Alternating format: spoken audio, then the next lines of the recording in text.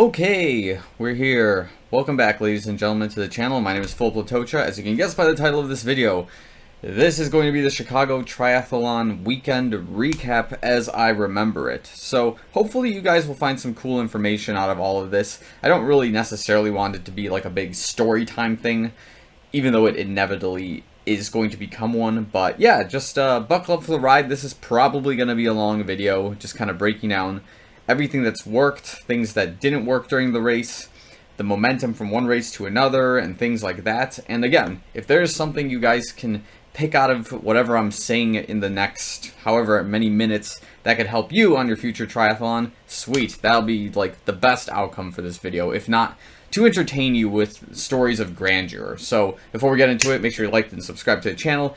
You guys already know how this works. Love you all very much. Without further ado, let's begin. Story time. So, as you guys probably already know, I'll give you the general picture here. The Chicago Triathlon was a race I signed up for probably in June, July of this year because of, the stuff going on with the pandemic and all that. I wasn't sure if the race was still going to happen, but everything was green lights. Like, they were going to go for the race. Everything was going to be cool. So I said, all right, I'm going to sign up. At the same time, there was already a contingent plan for me to go to Silverthorne for a couple of weeks, just basically for a family trip. So what ended up happening was, instead of just going for a few weeks and just kind of like, having a regular family vacation, we decided to stay in Colorado for the entire month. At least I did, and my brother did, and then like my family was like in and out for a couple of days. And I wanted to turn it into basically a month-long training camp, just live out there in the mountains at 9,000 feet. And potentially come back to Chicago for the triathlon and just take those mountain lungs and just send it through the race at 800 feet after living at 9,000 feet for basically a month. So, let's kind of just break that all down. So originally, training went very interestingly in Silverthorne. Like, my swim was amazing. Like, I started making massive swim gains while I was out in Silverthorne. The bike felt pretty alright. I was doing a lot of hill workouts, some speed workout wherever it was possible, just get some hard breathing in there. I thought the improvement was pretty linear and I enjoyed it. The run was the absolute worst. Like, there were some days where the quality of my runs were just depleting tremendously, and I thought for sure that if I got back down to Chicago and I was only running 20-30 miles a week like I was in Silverthorne, there was just no way I was going to have a good run when I got back down here. So that's kind of just to preface everything as we get into Chicago Triathlon weekend. So the first thing that happened was the Super Sprint race, which was on Saturday morning. I signed up for this race about 48 hours before it happened. I had a friend who was racing and he was asking for some tips and tricks about the race, and I said, hey, I'll just do it with you. And we basically did the race together. He started a little bit later behind me. I started a lot more ahead, I guess because of seniority or having like previous experience with the Chicago Triathlon. I got to get bumped up to the start of the race like much earlier than the other competitors. So basically that race was like less than 400 meters in the water, about 6.5 miles on the bike, and about 1.5 mile run. It's like, that's a super sprint if anyone asks. So basically when the race starts, there's a lot of like people who look like first-time triathletes. Maybe we should break this down as well. The first-time triathlete thing, my brother and I came up with a name for it, and it has everything to do with the pandemic as it is. So obviously when the pandemic started, a lot of people started working from home, and the first thing people did when they started working from home was like, hey, I'm going to get more active. This is going to be the only time in my life where I can, you just name it. I'm going to buy a bike. I'm going to buy rollerblades. I'm going to buy all this stuff, weightlifting equipment. And next thing you know, the entire supply chain is like sold out from stuff. So I couldn't buy a bike when I wanted to get one, and I couldn't upgrade obviously from this road bike. I couldn't buy weightlifting stuff early on in 2020 because everybody bought everything because you could. People had money saved up and whatnot. Don't want to get on a big tangent, but the point here is that a lot of these triathletes, I like to call them the pandemic prodigies, because these are the people who picked up triathlon in the making of whatever life they were going to create after, the whole lockdown and whatnot. So I'm only just making fun of them because at the same time, I was one of those people back in like 2015, 2016 who came out of nothing and, just wanted to do triathlon. And then here we are like 5 years later, 6 years now, I think. And basically, I'm like kind of a little more veteran than a lot of people I was racing with. But anyways, let's get back to the story here. So during the super sprint, my wave gets in the water. There's like some kids that are just a little bit younger than me, maybe like 21 through 24. They get in the water. They're starting to swim. They don't have wetsuits. They have like regular shorts. And I'm decked out in my wetsuit because there's like maybe 4 of us wearing wetsuits during this race. So my immediate thought is just like, feel it out, just go for the water as hard as you can and see what happens. And I just start, immediately going freestyle in the water, and I'm smoking like everybody that I'm seeing. So my mindset is like, okay, it's a super sprint, let's just go for it. So by the end of that swim, like my left side is hurting because of like how hard my strokes were basically in the water. And essentially, I think I finished in like under 6 minutes, the 400 meters. So that was going to translate pretty well in my mind during the Olympic distance once we get there. But yeah, I'm out of the water. I've practiced pulling off the wetsuit with the zipper down, unclip the Velcro in the back, and just sent it right onto the bike. Did the transition as best as I could, had the shoes on the bike already, and then I just pedaled out of the transition zone box once you get there, and I just sent it for a few miles with like my feet just pushing on the shoes, and then once I can get like in a hill section or something, I would just let the bike roll and I would slide into my shoes, Velcro them, and just continue the ride. So speaking of the bike ride, it felt pretty good on the bike considering that I had only rode it for a couple of minutes after I got it back from the shop after the whole Silverthorne experience, because the thing was dusty, it was messy, I had to get my brakes redone. So basically, the course was pretty beat up. Like the tarmac was essentially a lot of potholes and things like that, so dodging them here and there was kind of a big challenge. But the other challenge that happened midway through this race was when I was trying to take my nutrition at the beginning of the bike. Basically, I had like 3 goo gels with me. I don't know why. I typically only need like 2 during an Olympic race. So as I'm on the super sprint, I open up the goo gel. It's a hot day, and I start taking in some nutrition, but I also keep my hands on the handlebars just so I can navigate through stuff. And not even like 5 seconds after taking a gel, sitting on the handlebars and taking the gel again, do I realize the gel has exploded and is now all over my bike handles. It's all over my T-bars. Like, I have sugar and sticky gel all over my bike, and I'm thinking, man, this is terrible. So if you see my results on Athlinks, you'll see I go from, like, going 21.5 miles an hour or something to, like, 17, 18, 19, because now I can't get a grip on my bike, and I can't find a good spot to, like, get in an aero position with, like, sticky hands, essentially. So I managed to survive the bike, although it wasn't the best bike performance I had. I could have pushed out a little bit more, but again, the goo gel conundrum kind of really put a damper to the ride overall. So I, docked the bike. Now I've got my running shoes on, and in this case I chose the Vaporfly Next Percents in the mango color. It just felt like the right pick the night before. I figured it was going to be a 1.5 mile race. Just needed something light, something easy that I can slide into and just, lace up and just send it. And basically during the run, this is where things really started to kind of, I got this light bulb moment while I was running that, like, I'm sending about, like, a 6:10, 6:15, maybe a 6:20 mile. I don't recall exactly. And I'm not feeling out of breath. Like, I feel like I'm yellow lining, and I'm not quite, like, in the red line zone while I'm running. And this, to me, is a good thing because I'm able to consistently keep this speed while, I'm passing people and just taking the whole competition by storm of the people who were in front of me who, like, put in that gap on the bike and in the transition, catching up to everybody, smoking everyone as I can, and I finished the entire run, I think, in less than 10 minutes, if I recall the results correctly. And, of course, I get to the finish line. My brother's there with the GoPro. We're kind of just chatting it up. He's like, oh yeah, I sprinted to follow you on the bike, and I didn't feel out of breath. And we just both chuckled at the fact that we probably had some really good adaptation from Silverthorne ultimately, where my brother, who complains about cardio, was able to do a brief sprint and not feel out of breath. So that's kind of hilarious.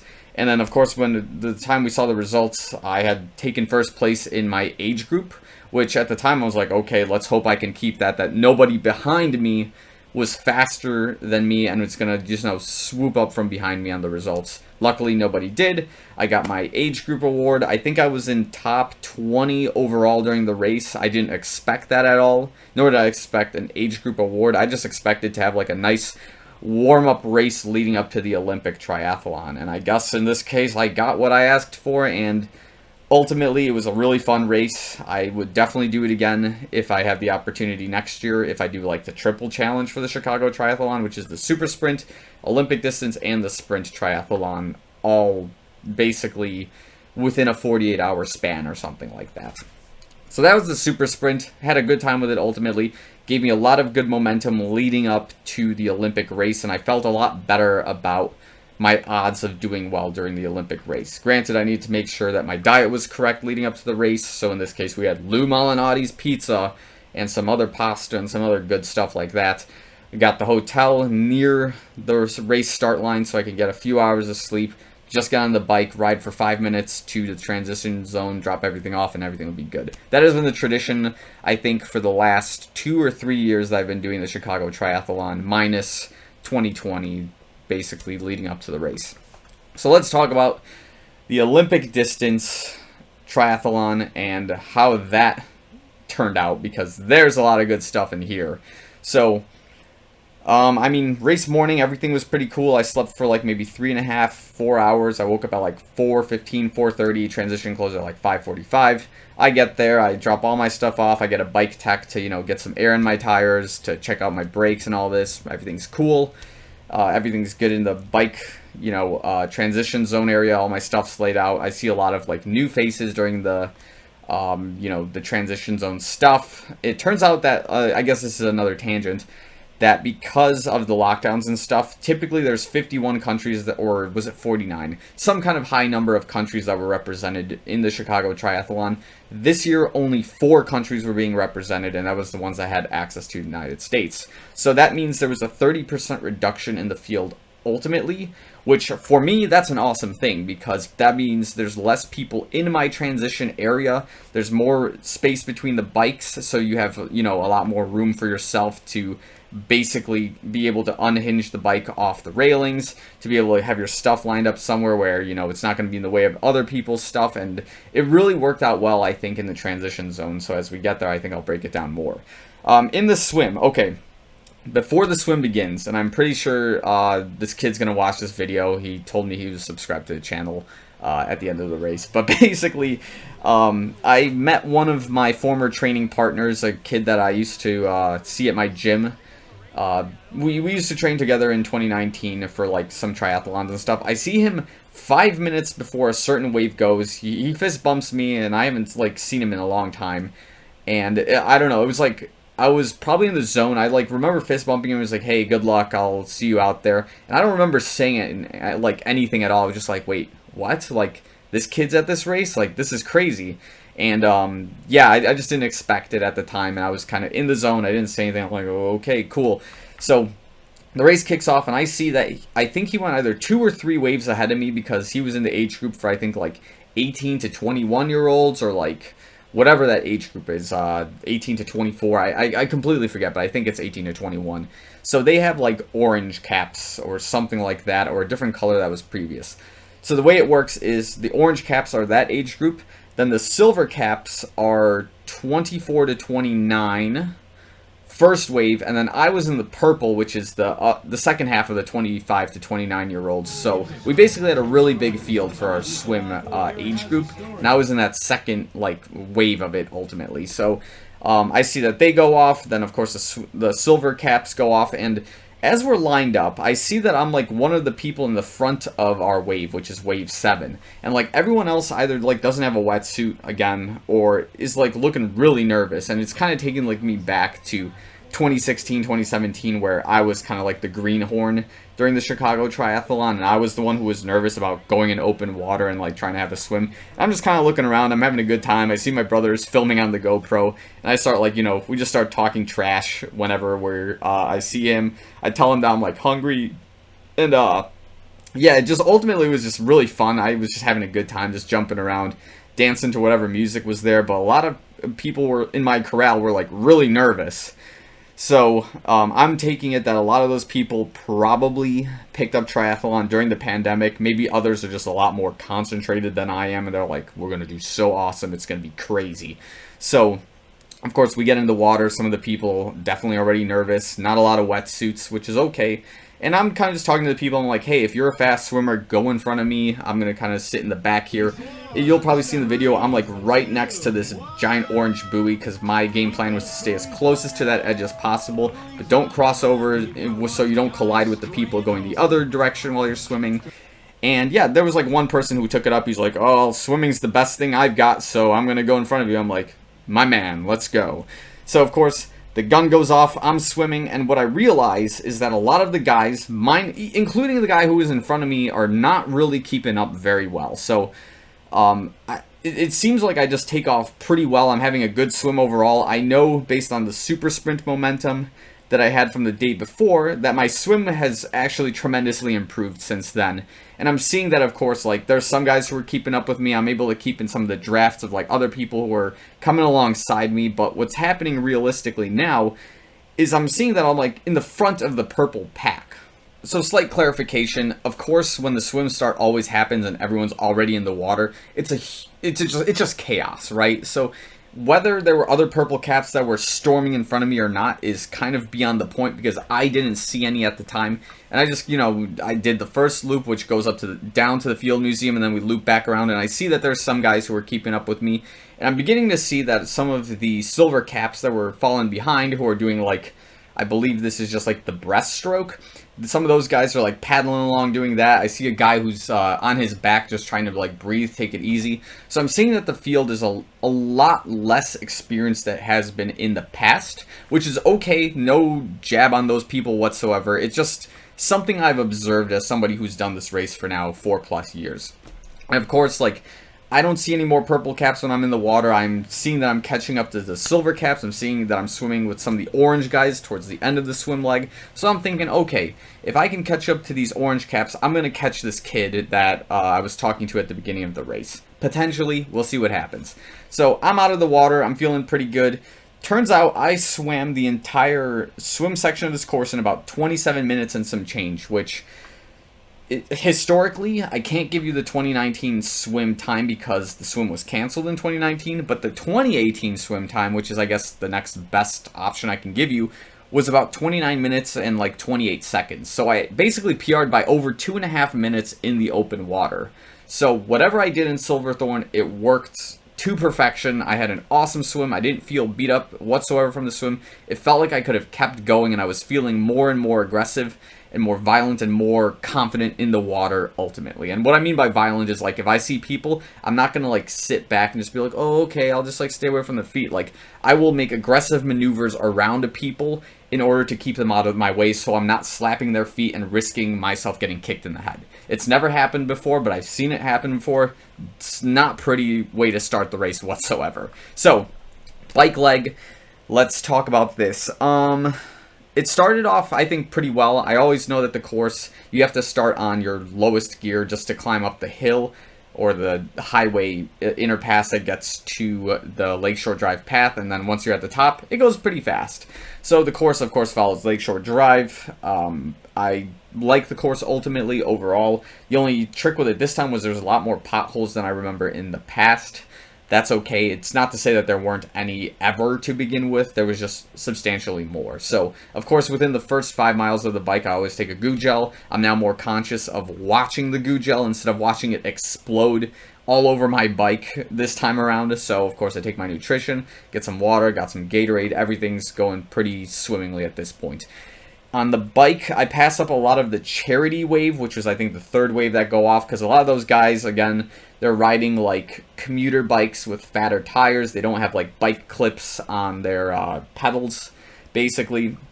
And, you know, it is what it is. Like, if these guys are charity riders, they're not, like, decked out like some of us triathletes are. But at this point, most of the gains that I made in the water, I'm starting to see some of those people come up to me in the bike, because those guys are, in the 3 arts that are affiliated with triathlon, these guys are probably stronger cyclists than usual, and you can see it on their bikes usually. If they get like this nice Cervelo or this nice Ventum, or they've got like an S-Works Shiv, for example, you know these guys are pretty serious about the bike. They're not using a road bike, they're using like a time trial bike. So those guys are obviously going very fast in a nice pedaling rhythm that's maybe like probably 70, 80 rotations per minute, and I'm maybe pushing like 80, 85 at this point. And of course, I'm just shifting gears wherever I can, fighting the crosswinds and all that. But yeah, there's a couple of those Uber cyclists who are definitely passing me up.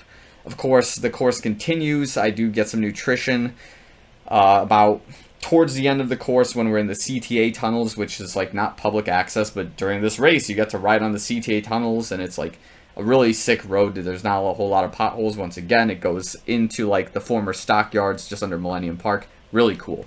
So by the end of the bike leg, I did make one mistake, which was I unclipped myself from the bike rather than taking myself out of the shoes, leaving the shoes on the bike, and just running barefoot. That's what I did during the super sprint, and it was awesome because I can run faster barefoot than I can in bike cleats. But whatever, I made that mistake, took the transition a little bit longer than I wanted to, not a big deal. So, I'm on the run, I put on the Alpha Flies, which was my game plan, and I had this visualized since Silverthorne, that if I was going to do this run, it was going to be the most explosive run you were ever going to see. It was going to be in the Alpha Flies. I was going to get filmed by my parents or my brother, whoever was there, and they were just going to see me zoom by. And if you've seen the video, which probably has been out for a couple of days since this particular video's release, you're going to see that it was poetry in motion. Like, that I got out of transition with everything feeling so awesome, and I'm going extremely fast comparatively to last year's run leg, and essentially, like, I blow the first mile in the race in 6 minutes flat, or something like that. I think it says here, it's telling me I did the first 2 miles in 6:01, so it was probably even less than 6 minutes per mile, and I'm just flying. Everyone that was ahead of me on the bike, I recognize all their tri-suits. Within 5 minutes, I'm already just smoking people. I guess the best way to describe this is like if you took a blowtorch to a candle, and that's how hard I'm burning this flame right now. I'm pedal to the metal, and I'm thinking, man, I better make any loss that I made on that bike, which didn't feel as good as I thought it was going to be, is going to happen on this run, and I'm going to make sure that I'm going to catch this kid on the run as well. So, again, going through the run, I'm not necessarily taking any gels. I am trying to find whatever water and Gatorade I can, and I'm taking, cues from like guys like Patrick Lange, Lionel Sanders. If there's ice, just toss it into your tri-suit wherever you can. For me, the hot spots were definitely going to be like in the chest area. The back was okay because there was a lot of sunlight. Shoulders were going to get burnt regardless, so all I could do was just pour water on the shoulders whenever I got the chance. But ice, definitely in the front of the shirt, melts instantly. It's awesome. Gatorade, just take it whenever you can. At this point, you shouldn't be taking nearly as much water during the run because you probably have less electrolytes after the bike and the swim than you did at the beginning. So you should be trying to take more Gatorade and take water a little more sparingly. Perhaps, just kind of feel it out depending on how you were sweating on the bike and the swim accordingly. But again, it was a hot day, so I knew Gatorade was going to be the move for the most part. And if I was going to have like a sweet throat from just all the sugar and the salt from the Gatorade, I would use water to kind of just wash it down briefly, but don't take too much water, I think was my game plan during the run. So I'm almost at the 5K turnaround, and I see my former training partner, and I give him the whole I see you kind of look, and he's like, come on Phil, you can catch me. And then at the moment I'm thinking in that moment, I'm looking for where the turnaround is versus where he is, so I can gauge how much time I need in between to do it. And my first instinct was to turn around to him, and I go, too easy. So of course I'm running, and I realize that it's still another minute and a half, maybe even 2 minutes to get to the turnaround point. So of course after the turnaround point, what's happening now is the candle is definitely completely burnt out.